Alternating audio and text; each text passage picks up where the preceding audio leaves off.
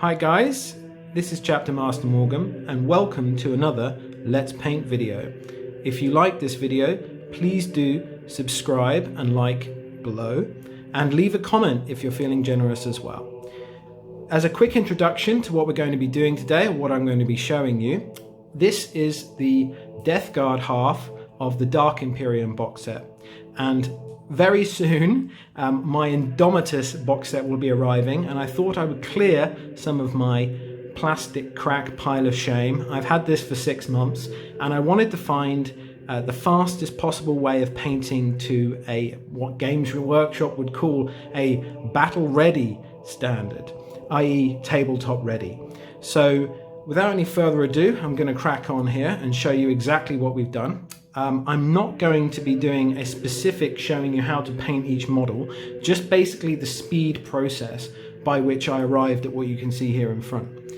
So this is my custom homebrew chapter, or successor chapter, the Toxicum Pestis, or Order of Toxicum Pestis, which is my Death Guard chapter. And in terms of the process, we start off by basing with contrast paints. Now, the most important thing about this video is the objective. There are 3 objectives in terms of super speed painting in bulk. The first one is the minimum amount of paints. 2 is the minimum amount of stages of delivering the paints onto the models. And the third, objective is to do these 2 things as fast as possible, i.e. time. So, with the first stage, we're going to go into that now. For the primer, we have used Corax White here, as you can see, Citadel Corax White. You can use this paint slightly thinned down, or you can use the spray of this paint. Either one works perfectly fine. So Corax White is the first priming. You do them all in one go. So when you're doing these models in bulk, you do every single miniature with the first paint. So everyone primed in Corax White. Then, after that, you start to do your basing. Now, with these models, the most important thing to do first is to do a contrast Magos Purple. Now, for this particular stage, I'm actually going to show you a little demo of how I apply this, because it's the most important. It is the foundation of all of this particular process of painting. So, as you can see here, we have a Plague Marine that's been based in Corax White, and all we're going to do is use this nice thick brush you can see here. Let me get that in focus for you. It's just a thick, what Games Workshop would call a shading brush, I believe, but it's just a thick, bristly, soft brush that you can use to apply as much as possible, as fast as possible, into all the recesses. So I'm going to dip my paintbrush in the Magos Contrast Purple and just get this on here and start stabbing away. Don't worry too much about the pooling. Don't worry too much if the camera goes out of focus there. So I'm keep dabbing my brush on here like this. There we go.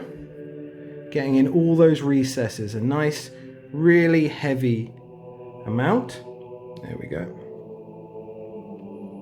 Really get it in there. We'll sort the pooling out in just a minute.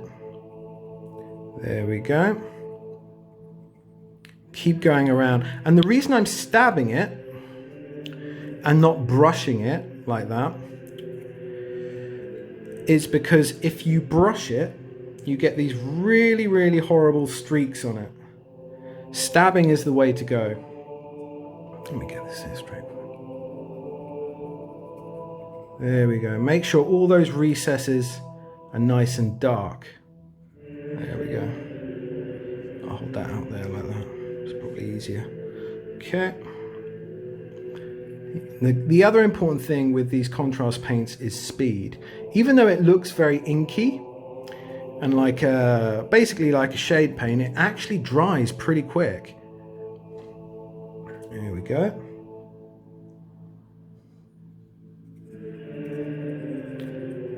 Okay. Keep dabbing and dabbing, putting it in there. Make sure all the areas are covered. Okay. As you can see, I'm getting quite a bit on my hands there. Don't worry about that. It's good getting messy sometimes. Okay. There we go. I think that's just about done. Perfect. Okay. So, as I'm going to show you here, it's all covered all over, and if you want to basically lift up some of the pooling, you just get your brush. I'm going to put a little bit more in the back there. There we go, getting all those recesses. Cool. Just go round, and if there's pooling, just go round and lift out some from the fine detail there to make sure you don't lose any detail. Okay, as you can see there, like that. Probably want a little bit more here, like that. There we go. That looks like a lot, but actually it works quite well. I'll show you, here's one I made earlier, once it's dried. There we go. There we go. Let's put my hand behind it. So as you can see here, with one I did earlier, you get this really nice purpley violet colour on the Corax blue. And it acts really, really well for the next stage because it lines up. It already does the recesses to put the rest of the base colours on. Now, I will say the most important thing with contrast paints is the base that you put on underneath. Now, I'm going to show you two other examples here. We have one that's been based in, what is that one there? That is Wraithbone. As you can see, you get more of a candy floss pink color. But if you base in the Corax White, you get this nice violet color. And then if you base in a super bright white, I sometimes use a Vallejo pure white, again, you get this kind of candy floss pink again. So the most important thing is, if you want a true color like the purple, then you use a Corax White. Cool, so once the Magos Purple Contrast Paint has dried on all of your miniatures, you're then ready to move on to the second stage of the basing. Now with the basing, again, going back to my original objective of having a minimum amount of bases as possible, you've now got Wraithbone, Leadbelcher, and Retributor Armour as your bases. And this one, your primer is going to leap across here.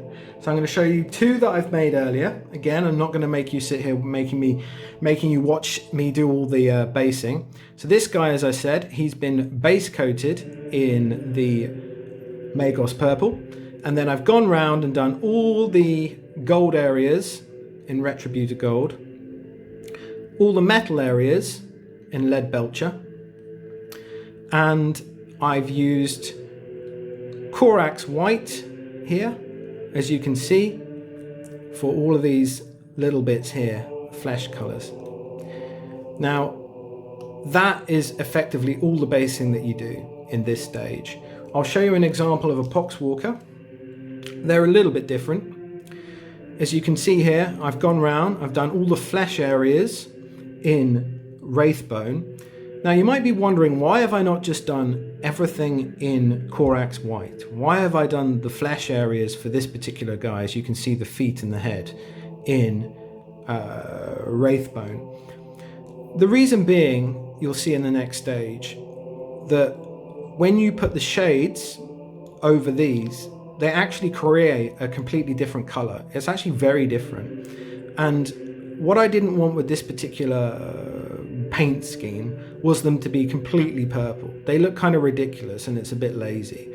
So I wanted to leave a little bit of humanity left in the heads there. So all the flesh has been done there. So that is effectively all the basing. And the most important thing is you do each color first. So you get all your models, you do all your Wraithbone on all of the Poxwalkers, all of the Plague Marine bits, and then you do, once you've done all of those, this is probably the longest part of this process, is basically painting by numbers and putting in all these little details. The other important thing about Poxwalkers as well is all the little boils and warts. you just want to get a little fine brush and just punch those in as well, and you'll see why in the next stage. So that is effectively all of the basing. And again, like I said, there's only 4 colors here with the basing. 1, 2, 3, 4. And then you're ready to move on to the shading. So for the shading stage, we're only going to use Nuln Oil, Agrax Earth Shade, and then Contrast Paint Warp Lightning. This is a very bright green, as you can see there. You can always swap any of these colors out, i.e. the green or the Magos Purple. They also do, I will say, a contrast light green traditional Death Guard color. But I really wanted my Death Guard to be basically an inverted color scheme where the green became purple and the purple became green. And so you get this really nice contrasting effect. It won't be for everyone, but hey, it seems to work. I'm happy with it. So let me show you some of the examples here. Let's grab this guy over here.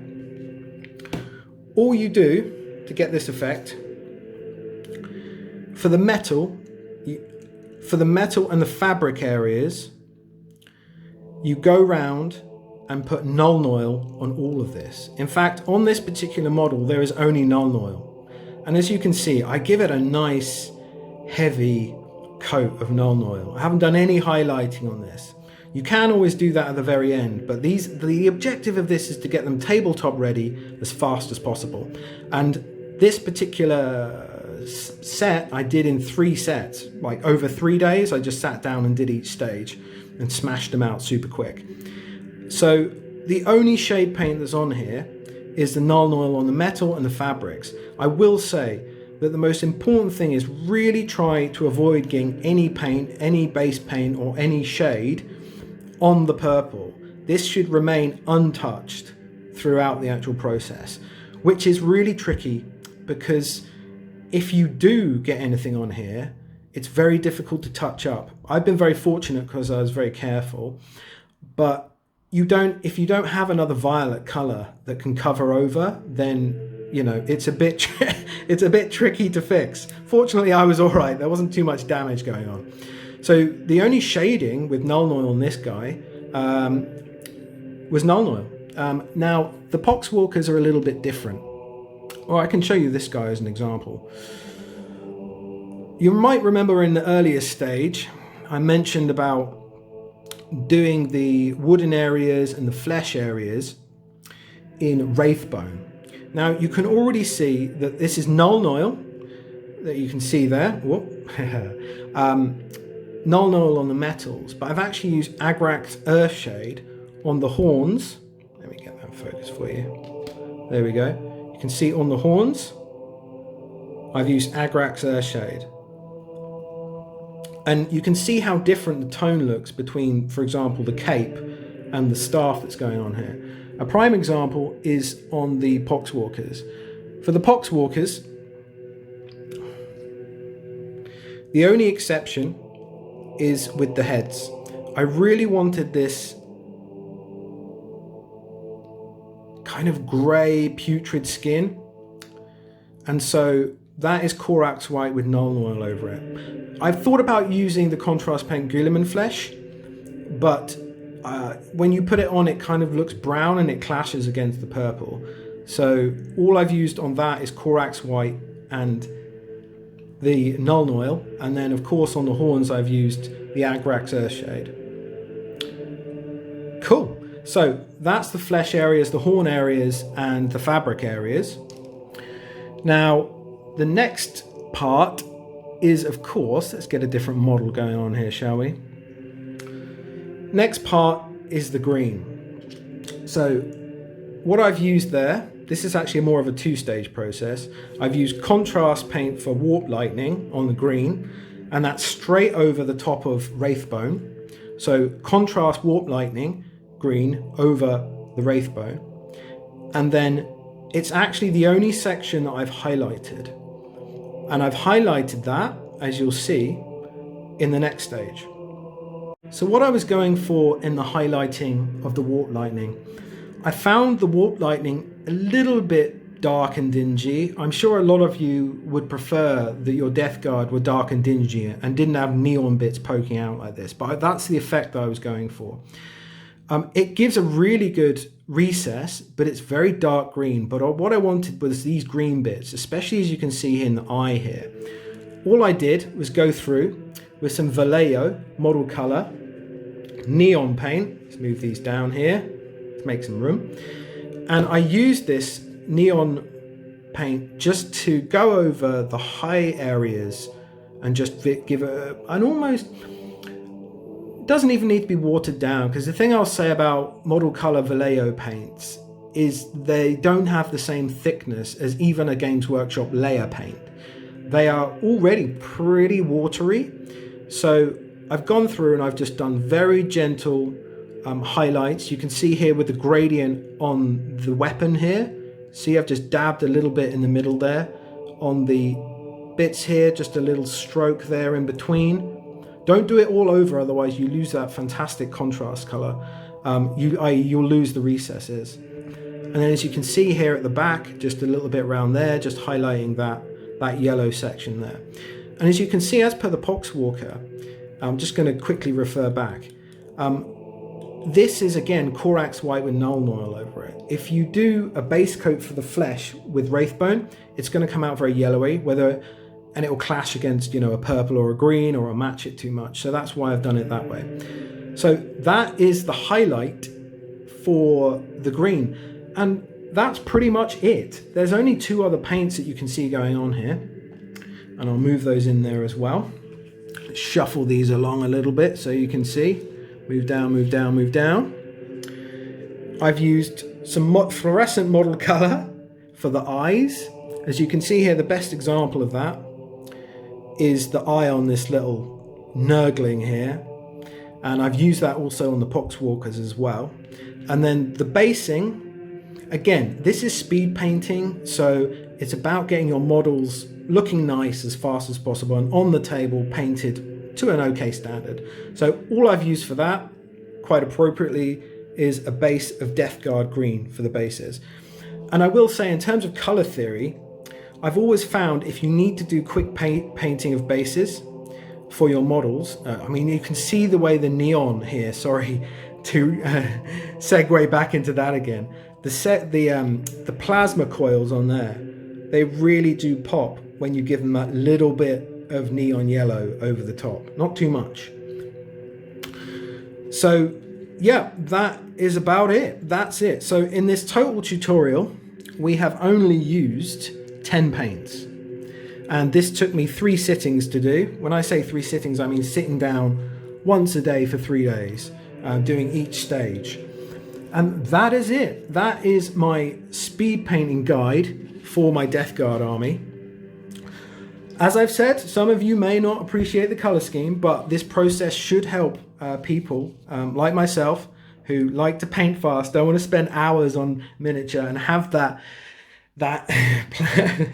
pile of plastic shame guilt. And this is a way of getting it done really quickly. So if you found this video useful, do like the video, do comment below, let me know if you found this useful, whether you have another faster way of doing it or another way of speed painting. This is the fastest way I've found, because the Magos Purple as the main color of the model. The beautiful thing about doing this is when you base in this, it brings out all the fine detail, and it makes putting in the other bases, the gold and the other colors, and it gives an automatic recess. As you can see, just quickly going back to this guy who's been based, he's already got tons of recesses, and try and keep as many as you can when you're doing the gold and the Leadbelcher, because it'll really help the Nuln Oil when you do the shading later. So yeah, I hope you liked this video, and thank you very much. I'll see you again on my next video. You take care and happy wargaming.